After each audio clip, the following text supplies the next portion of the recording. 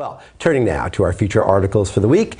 Everyone knows, I think, the importance of customers in the quality equation. Conformity to customer requirements is a tried and true definition of quality itself. It's the one that I prefer, and I think it's pretty well known that that's pretty much the bullseye for what quality means. But no longer are customers merely those who passively request or even demand quality products and services. More and more, they are asked to participate deeply in the creation of quality value streams, including elements of planning, design, supply chain management, and much, much more. See, it's all about partnership, and savvy companies anywhere along the supplier, vendor, customer spectrum understand, I think, that it's in everyone's best interest to be as transparent and cooperative as possible. The American Society for Quality's annual Global State of Quality report looks at this issue, among other things, and many of their findings are rather eye-opening. So to learn more, we're going to be joined now by Stephen Hacker, CEO and co-founder of Transformation Systems International, LLC, as well as incoming chair of ASQ's Executive Council. Hello, Stephen. Hello there, Mike. Hello, Dirk. Hey. Glad to join you on Quality Digest Live. We're happy to have you, and let's jump right into it. This was an interesting report, and there were some interesting things in there that I think we want to kind of get to. And let's start by talking about a term coined in the discoveries portion of ASQ's Global State of Quality Research, the customer. What exactly is a customer, and how does he or she differ from a regular customer? Customer. Customer. I knew there was a pronunciation for that. It'll take some time to adopt that, but the customer actually is just the acknowledgement that the customer can play a much more profound role in the value chain than simply waiting till the product or service is delivered and then asking in a survey, did you like it? What can we do better?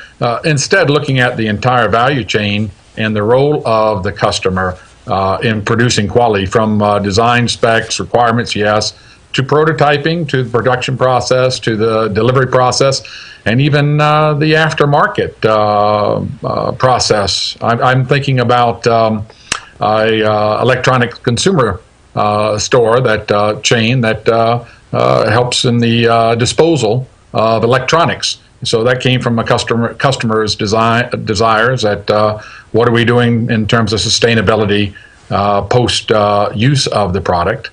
And I also think about another example of a hospital that involved, award-winning hospital involved quality in the delivery of food service. And instead of the normal tapioca and Jell-O cart coming around, to actually ask customers about food service and have them in a 24-hour on-demand, high-quality food service delivery process. So those are a couple of examples where the customer is part of the entire design. Yeah, I think that's interesting because what we're saying here really is that we're partners. I mean, everybody's a partner in the delivery of quality and of excellence, and the customer has to take responsibility for that too. It's kind of like, to me, the analogy is kind of like almost like being like a patient with a doctor. You know, the doctor's not necessarily just responsible for your health. You're responsible for your health as well. You have to take ownership of it. Absolutely. I think that just is fair. Now, the report, you mentioned some of these companies, and the report indicates others like Airbus and ABF Freight and Booz Allen Hamilton that really communicate very well at a deep level with their customers. So what can the rest of us learn about customer engagement from world-class quality organizations like these? Well, I think the chief learning is to respect your customer as a whole being, if you would have it, to engage them in the process all along the way, and do that in a respectful manner. Customers are dynamic, and the society we live in worldwide is very dynamic. So the customer's desires go beyond necessarily just the delivery of a certain quality product or service. Again, I mentioned sustainability or social responsibility. They have interest and new requirements that are often not said. So if you're going to deliver customer delight, getting involved with the customer along the way in a respectful manner is critical. You're talking about contact with customers and deep contact with customers, and I think we all can agree that that's pretty much universal good. But let's look at the other point of this. Do you think that there might be a downside to too much contact with customers? What could you see about that? Well, Mike, I think that's why I stress the respectfulness.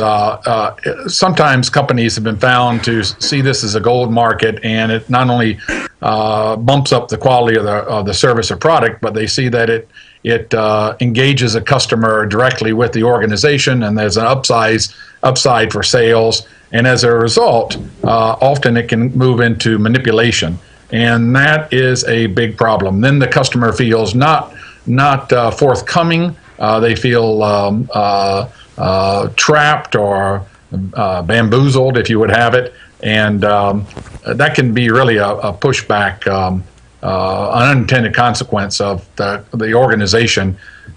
Too much contact for alternative motives.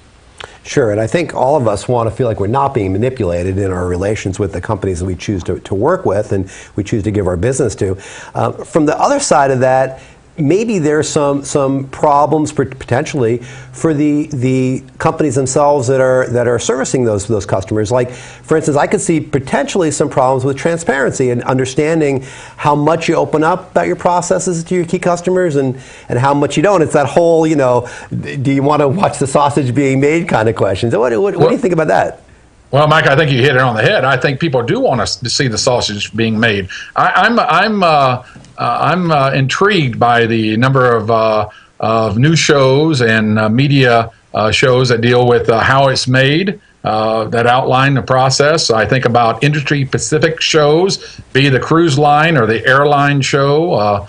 I think about Undercover Boss, where you see the CEO see the value stream themselves, often for the first time, to revitalize that. So I look at the public as very interested, having an innate curiosity about how things are made, and then I think from that knowledge comes certain demands. And I would say that, of course, as customers, we're not sitting on the couch doing nothing. Customers are involved in product and service delivery systems themselves, and so I think they have a deeper appreciation than sometimes we give them. Well, Stephen, thanks a lot for all that. We're running out of time. I want to thank you again for joining us. I want to remind all our readers out there that the ASQ's Global State for Quality Report is out, and you can access it in your recent article, Critical to Quality of the Customer, which appeared in Monday's issue of Quality Digest Daily. So, Stephen, thanks again for joining us, and we'll see you again soon. Thanks to both of you. Bye-bye. Thanks, Stephen. Talk to you soon. Bye. And again, that article is available right below the player page. Stephen's article appeared earlier this week in QDD. So if you want to check that out, just read the article below the player page and see all about it. I tell you, the world of quality really is changing, and it is becoming much more customer-centric than ever before. And we're actually going to be talking a little bit more about that in the future. Excuse me. Yeah, in a segment we're going to have with Matt Littlefield coming up in a little bit as well. Yep. Before we get started there.